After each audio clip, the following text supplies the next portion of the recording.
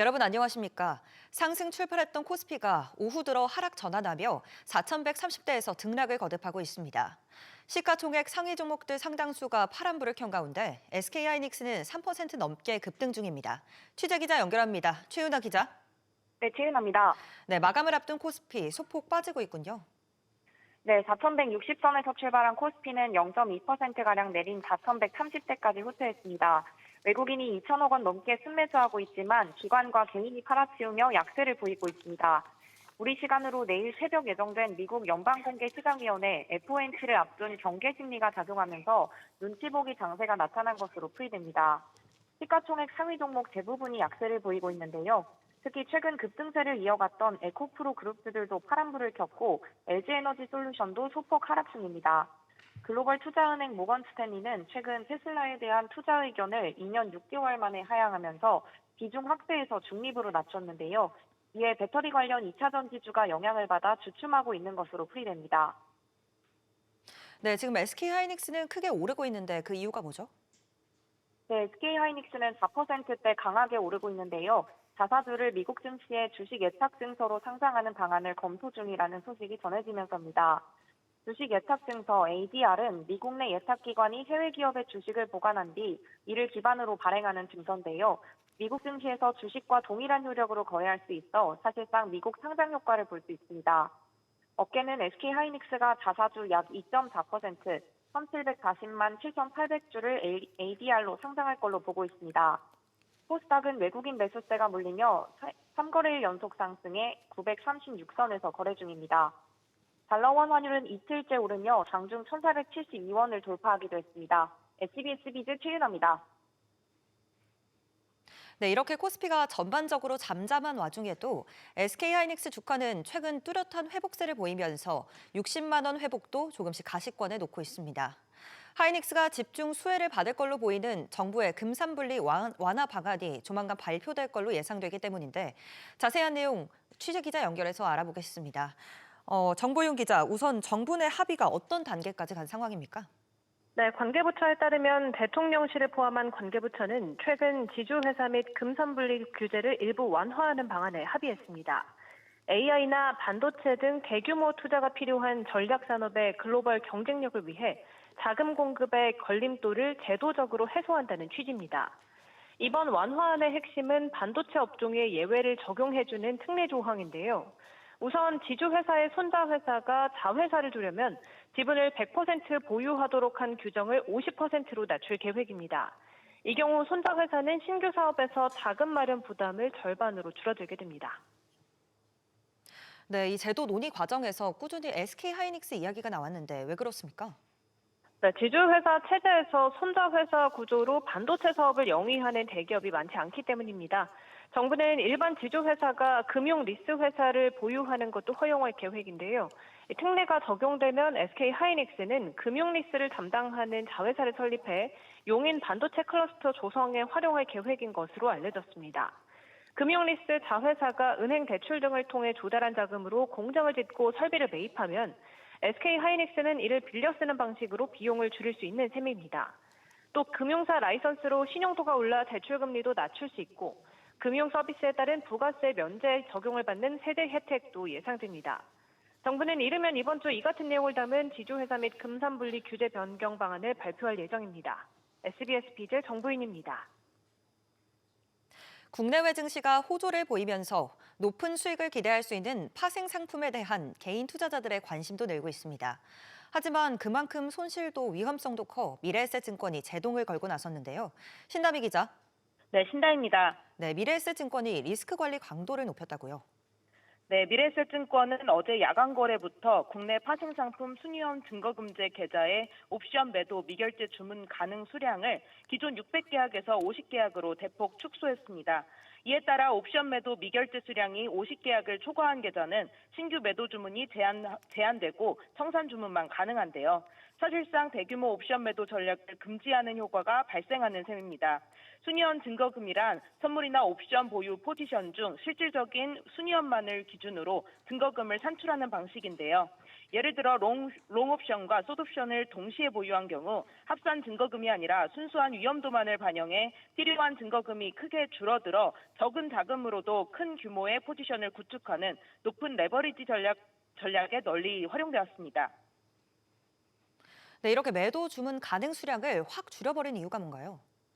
네, 미래에셋증권은 고객 손실 변동 가능성을 줄이자는 차원에서 증거금제를 활용했다며 순위험 증거금 계좌를 활용한 대량 옵션 매도자의 과도한 리스크를 차단했다고 설명했는데요.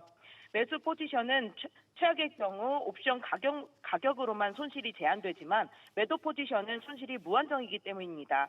이에 더해 미래에셋은 관련 계좌를 고객 1인당 한 계좌만 보유할 수 있도록 제한하는 제도도 신설해 여러 계좌로 계약수를 늘리는 방안도 차단했습니다. 지난 6월 NH투자증권도 옵션 매도 수량 제한 비율을 기존 3%에서 5%로 상향하는 방식으로 옵션 계약수를 줄였습니다. 최근 금융당국이 증권사의 고위험 해외 파생이나 레버리지 상품 투자와 관련해 리스크 관리를 강화해야 한다고 주문한 데 따른 것으로 풀이됩니다. SBS 비즈 신다입니다. 내년 1월부터 중대재해가 발생한 기업은 기존에 받고 있던 한도 대출이 일단 정지됩니다. 금융당국은 대출 회수까지 검토했지만 최종적으로 회수는 하지 않기로 했습니다. 오수영 기자. 네, 오수영입니다. 네, 중대재해 발생 기업 다음 달부터는 어떤 변화가 생기나요? 네, 금융당국이 은행권에 내린 지침을 보면 금융위원회는 기업의 중대재해 이력을 은행의 신용평가 항목에 반영하도록 했습니다. 또 한도성 대출의 감액, 정지 사유에 중대재해를 새로 포함하고 이 기준을 전 은행권에 동일하게 적용하도록 했습니다. 적용 시점은 다음 달부터로 감액에 따른 한도 초과 금액은 바로 갚아야 합니다. 앞서 신한은행 등 일부 은행만 해당 내규를 운영 중이었는데 다음 달부터 한국산업은행과 IM뱅크, 부산은행 등도 개정된 내규를 적용합니다. KB국민, IBK기업, 산업은행 등 은행권은 기업 여신 업무 지침 개정을 통해 신용등급 변동 사유에 중대재해 발생 등 사회적 책임 경영 관련 항목을 새로 반영했습니다.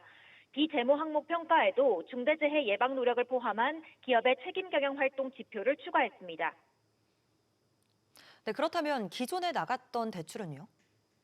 대출 회수까지는 면할 것으로 보입니다. 금융위원회 관계자는 업권 의견 수렴 결과 기존에 나갔던 대출을 회수까지 하는 건 너무 과도하다는 지적이 있어 한도성 대출 총액을 감액하거나 기존 대출 약정액의 추가 인출을 금지하는 선에서 전 은행권에 적용하기로 최종 결정했다고 밝혔습니다.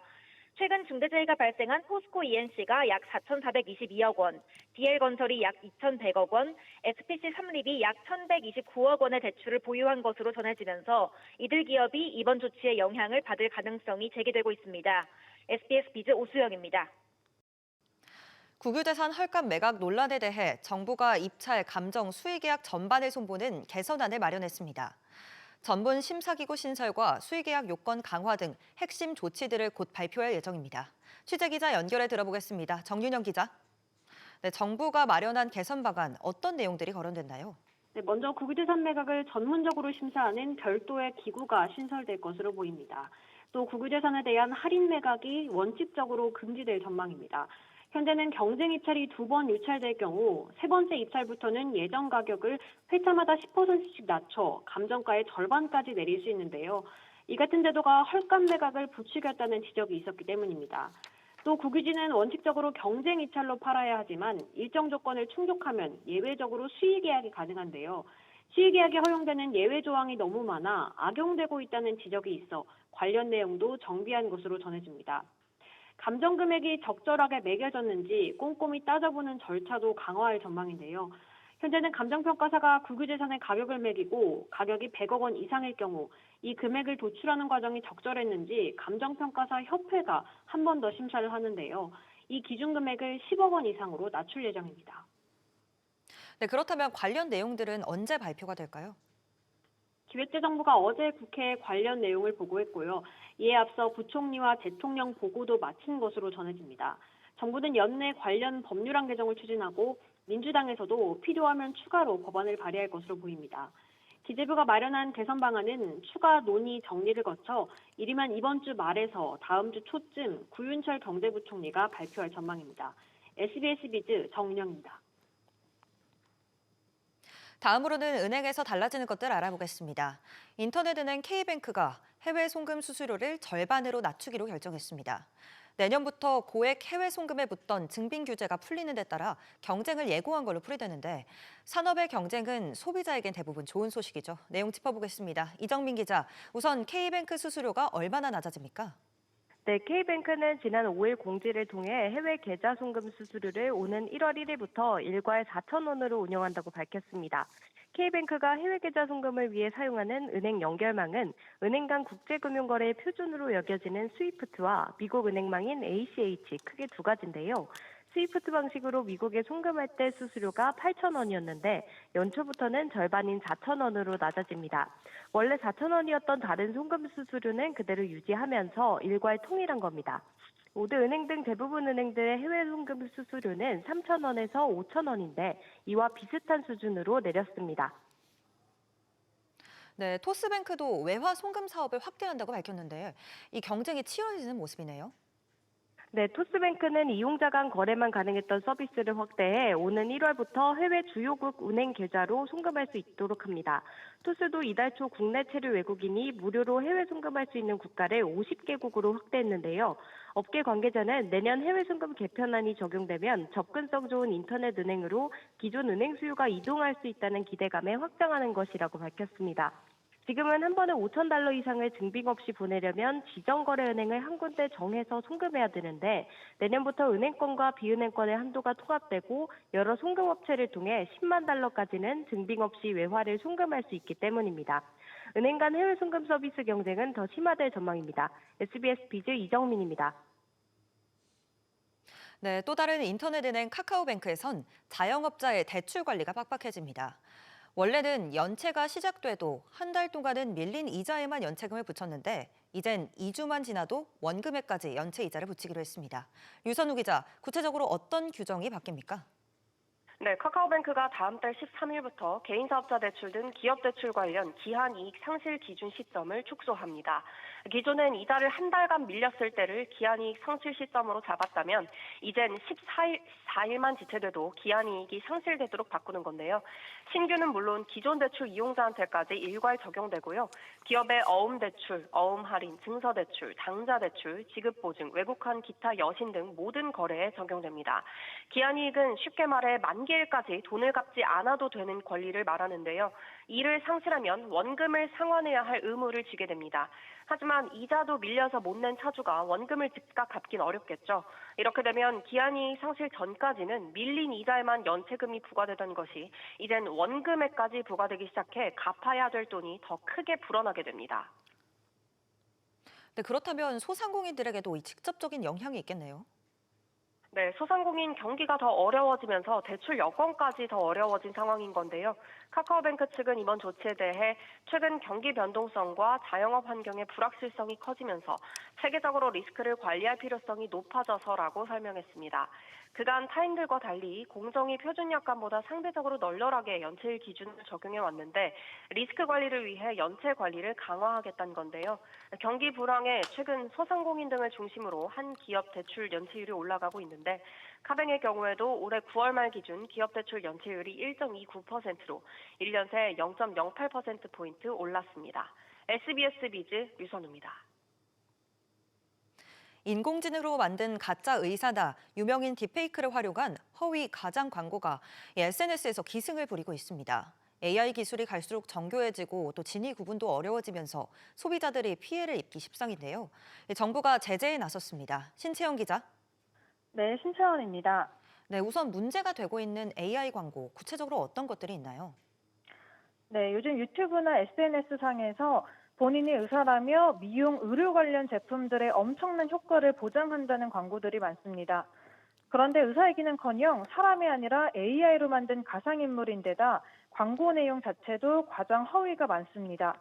이에 정부는 악의적인 허위 조작 정보로 소비자에게 손해를 끼칠 경우 최대 5배를 물어주도록 하는 징벌적 손해배상을 도입하기로 했습니다. 또 과징금을 물릴 경우 현재는 매출액의 최대 2%까지만 부과할 수 있지만 이 기준을 대폭 높이고요. 광고에 AI로 만들었다는 등의 표시를 의무화합니다. 네, 또 AI를 활용한 불법 온라인 도박 광고도 문제가 되고 있죠.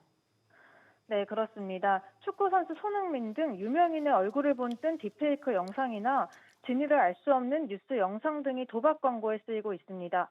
한국소비자원 조사에서만 이 같은 영상 조작 사례가 14건 적발됐고 정부와 공공기관을 사칭한 경우도 24건이었습니다. 소비자원은 온라인 도박 자체가 전부 불법인데다 AI를 악용한 불법 광고가 많다는 점을 명심하고 각별한 주의가 필요하다고 강조했습니다. SBS 비즈 신채원입니다. 과잉 진료나 병원마다 천차만별인 가격으로 논란이 끊이지 않았던 도수 치료가 앞으로 건강보험 적용을 받습니다. 비급여 진료들은 건강보험 시스템에 포함시켜 가격을 관리한다는 건데요. 이정민 기자, 앞으로 도수 치료 진료비를 95%를 직접 부담한다고요? 네, 보건복지부는 비급여인 도수 치료를 관리급여로 선정하고 95%의 본인 부담률을 적용하기로 했습니다. 그동안 도수 치료는 비급여 항목으로 진료비를 환자가 다 부담하거나 나중에 실손보험 처리를 통해 돌려받았는데요. 앞으로는 진료비가 10만 원이라면 환자가 9만 5천 원을 내고 건강보험이 5천 원을 부담합니다. 병의원마다 많게는 수십만 원 들쑥날쑥이던 도수 치료비가 건강보험정책심의위원회를 거쳐 통일된 가격이 매겨질 예정입니다. 도수 치료와 함께 방사선 온열 치료, 척추 통증 치료인 경피적 경막외광 신경성형술도 관리급여 대상이 됐습니다. 네, 이게 비급여 치료의 부작용을 막기 위한 차원이죠? 네, 병원들은 사실상 부르는 게 값이었던 비급여 진료에 대해 실손보험 보상 한도까지 진료비를 올려받아 왔습니다. 환자로서도 실손으로 돌려받으면 되기 때문에 큰 거부감이 없던 건데요. 이 때문에 불필요한 비급여 진료 남용에 보험료가 올라갈 뿐 아니라 급여 치료와 병행할 경우 건강보험 재정에도 악영향을 줬습니다. SBS 비즈 이정민입니다. 경제의 허리인 중산층이 흔들리는 데는 고용 약화도 영향을 미쳤습니다. 가뜩이나 취업도 어려운데 좋은 조건의 일자리는 더 부족하다 보니 일도 구직 활동도 하지 않은 쉬어슴 인구가 역대 최대를 기록했습니다. 취재기자 연결하겠습니다. 신성우 기자, 이 쉬어슴 인구 얼마로 집계됐습니까? 네, 비경제 활동 인구 가운데 쉬어슴 인구는 지난달 기준 254만 명으로 1년 전보다 약 12만 명 늘었습니다. 역대 11월 기준으로 가장 많은 수준인데요. 연령대별로 살펴보면 60세 이상 쉬어슴 인구가 11만 명 늘며 가장 큰 증가폭을 보였고요. 20대에서 30대도 1년 전보다 쉬어슴 인구가 2만 명 넘게 늘었습니다. 20대, 30대 쉬어슴 인구는 지난달 기준 약 72만 명에 달하는데요. 구직 활동을 포기하는 청년층이 그만큼 늘어나고 있다는 뜻입니다. 네, 그렇다면 세부적으로 청년 취업 양상은 어땠습니까? 네, 20대의 취업자 수 감소폭이 두드러졌습니다. 지난달 전체 취업자 수가 약 22만 명 늘어난 가운데 20대 취업자 수는 19만 2천 명 줄면서 전 연령층 중 가장 크게 후퇴했습니다. 반면 60세 이상에서는 33만 명 넘게 취업자가 늘어나며 고용 양극화 현상이 더 깊어진 것으로 나타났습니다. 고용률도 마찬가지였는데요. 60세 이상 고용률이 소폭 오른 반면 청년 고용률은 1년 전보다 1.2%포인트 감소한 44%에 그치며 지난해 5월부터 무려 19개월째 하락세를 이어갔습니다. 제조업, 건설업 등 산업 침체로 청년들이 일할 만한 주요 직종의 취업자 수가 줄어들면서 청년들이 일자리를 찾기가 더 어려워지는 것으로 풀이됩니다. SBS 비즈 신성우입니다.